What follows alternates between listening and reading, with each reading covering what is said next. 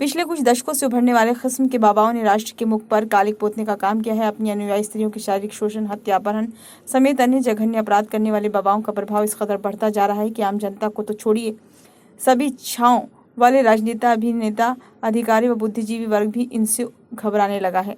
आखिर इन महाजाल वाले बाबाओं का समाजशास्त्र क्या है? इसी तरह का सवाल ये भी है कि इनके पीछे भागने वाली जनता का क्या अर्थशास्त्र और मनोवैज्ञानिक है। आजकल विभिन्न सामाजिक वर्गों में अलग अलग तरह के अंधविश्वास प्रचलित हैं। शिक्षा के प्रसार और जागरूकता के इतने अभियानों के बावजूद आज भी गांव कस्बों में भूत प्रेत के किस्से सुनने को मिल जाएंगे। वहीं उच्च वर्ग के अंधविश्वास अलग हैं। इस वर्ग में भी असुरक्षा की भावना अलग है। इस वर्ग के लोग यूं ही अत्याधुनिक होने का दावा नहीं करते हैं। इसके बावजूद वे एयर कंडीशंस, आश्रमों वाले गुरुओं और बाबाओं के यहाँ लाखों का चढ़ावा चढ़ाने के अलावा अपनी सफलता की वजह लकी चार्म को मानने से गुरेज नहीं करते। हालांकि ऐसी मान्यताएं केवल अपने देश भारत में नहीं बल्कि विश्व के कई अन्य देशों में भी पाई जाती हैं।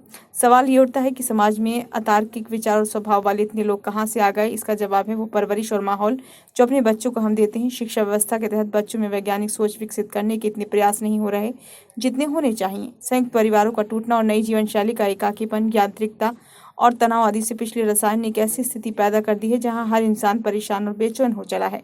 इन्हीं सामाजिक मनोवैज्ञानिक स्थितियों के बीच लोग जाने अनजाने में ऐसे बाबाओं की ओर उन्मुख होने लगते हैं जो लोगों को हर दुख तनाव से छुटकारा दिलाने का दावा करते हैं। ऐसे बाबा अक्सर फंसा हुआ धन निकलवाने का दावा, प्रेम विवाह करवाने और सौतन से छुटकारा दिलवाने का दावा भी, और कैंसर वायरस जैसी भयंकर बीमारियों से छुटकारा दिलाने के दावे भी करते हैं। अजीबोगरीब उपाय बताते रहते हैं। कई लोग इनसे झांसे में भी आ जाते हैं और इनका बैंक बैलेंस भी बढ़ाते रहते हैं। देश में सत्ता तंत्र अपने सामाजिक व आर्थिक दायित्व निभाने में अपेक्षाकृत पीछे रहा है, तो दूसरी ओर इन बाबाओं द्वारा स्वास्थ्य और शिक्षा से संबंधित कार्य किए जाने लगे। इसके साथ ही भूखों को भोजन और अन्य सामाजिक कार्यों में हिस्सेदारी की जाने लगी। इसी क्रम में उनकी ओर से समानता का भाव स्थापित किए जाने का काम किया जाने लगा। धीरे धीरे वो लोगों के विवाद झगड़ों का निपटारा करवाने लगे। वो ऐसे काम भी करवाने लगे जो कि राज्य सत्ता यानी शासन के हिस्से में आते हैं। ऐसे कामों से उनकी लोकप्रियता बढ़ी। उनके कल्याणकारी कार्यों के तिलस्म में न केवल गरीब, अभावग्रस्त और कम पढ़ी लिखी जनता फंसी, बल्कि उनका जादू अपेक्षाकृत शिक्षित और संपन्न लोगों पर भी चला, जो जीवन की विविध जटिलताओं तथा सामाजिक मानसिक समस्याओं से उलझे हुए हैं। इस तरह ही अपने अनुयायी बढ़ाकर सामाजिक वेदता हासिल कर लेते हैं और उनसे बल पर राजनीतिक संरक्षण हासिल करने में कामयाब भी हो जाते हैं।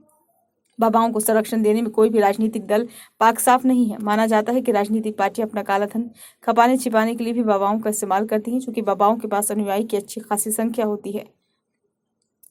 इसलिए वह राजनीतिक दलों के लिए वोट बैंक का भी काम करते हैं। इनके अनुयायी सामाजिक, राजनीतिक, धार्मिक और भावनात्मक अंधविश्वासों में जकड़े होते हैं। इन लोगों का IQ बेहद कम होता है और इन्हें आसानी से प्रभावित भी किया जा सकता है। सच तो यह है कि इन बाबाओं पर आंख मूंद कर किया गया विश्वास सिर्फ अपने लिए नहीं बल्कि दूसरों के लिए भी घातक साबित हो सकता है। इसलिए भीड़ का अनुसरण करने के बजाय जब तक खुद किसी को पूरी तरह परख न लो तब तक उस पर आंख मूंद कर विश्वास न करो। भक्ति करने के साथ साथ सतर्कता और सजगता भी जरूरी है। हाथरस जैसा हादसा गरीब अनपढ़ जनता का एक बार बाबा पर अंधविश्वास का दुष्परिणाम है। लोग को ऐसे बाबाओं के मकर जाल में फंसने से बचना चाहिए और खुद पर सबसे विश्वास यानी आत्मविश्वास कायम रखना चाहिए, ताकि इस तरह की घटनाओं की पुनरावृत्ति ना हो। ये वीडियो आपको कैसा लगा? अच्छा लगा हो तो लाइक करें, कमेंट बॉक्स में सुझाव दें। तो चैनल को सब्सक्राइब नहीं किया है तो कर लें।